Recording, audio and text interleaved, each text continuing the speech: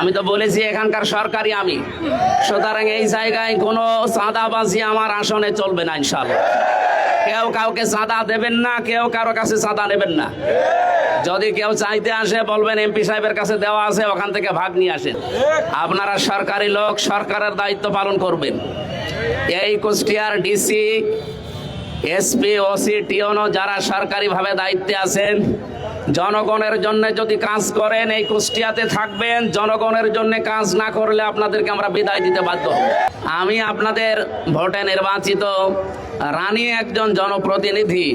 আমার সামনে পুলিশের গাড়ি, পেছনে পুলিশের গাড়ি, এরপরও যদি তারা আমার গাড়িতে হামলা করার, আমাকে মেরে ফেলার উদ্দেশ্যে হামলা করার সাহস পায়, আমি বলবো এদেরকে সন্ত্রাসী বলতে আর কোনো বাধা নেই।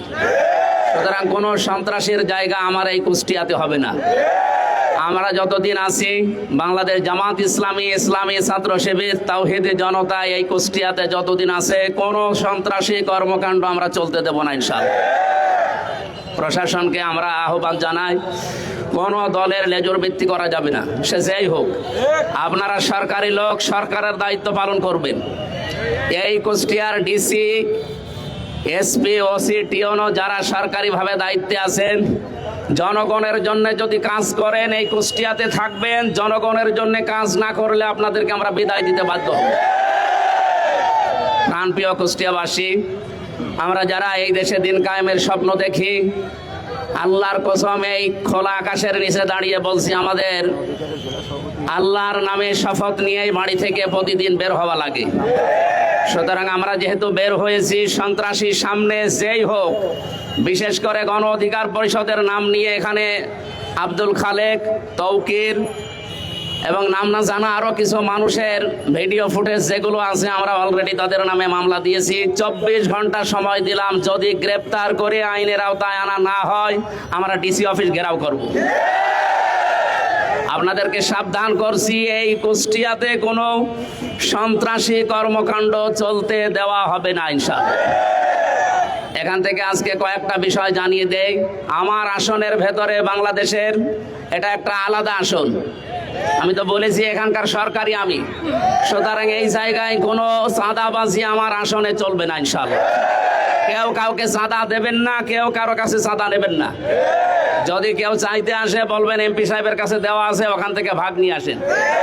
কার বাবার বুকের কলিজা এত বড় হয়েছে আমি দেখবো ইনশাআল্লাহ। 2 নম্বরের বিষয় বলছি, যারা আমাদের সদর থানার এবং ইবি থানার যারা দায়িত্বে আছেন, এসএলআর, এসপি, ডিসি যারা আছেন, জনগণের জন্য এখন থেকে আমরা যা বলবো আপনাদের জনগণের জন্য হলে এইটাই করা লাগবে। এর বিপরীত যদি কোনো কিছু আমি দেখি বা আমরা দেখি, আপনাদেরকে কিন্তু এই জেলায় আমরা আর থাকতে দেবো না। কারণ এই জেলা আমাদের জেলা, আমাদের প্রাণপ্রিয় জেলা।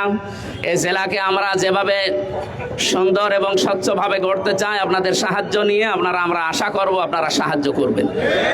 আমার প্রাণপ্রিয় কুষ্টিয়াবাসী যারা এসেছেন, নিজেদের কাজকর্ম বাদ দিয়ে আজকের এই বিষয়ের উপরে, এই যে অন্যায়ের প্রতিবাদ সভায় যারা আজকে উপস্থিত হয়েছেন, সবাইকে অন্তঃস্থল থেকে ধন্যবাদ জানিয়ে আমি আর একটা কথা বলতে চাই শেষে।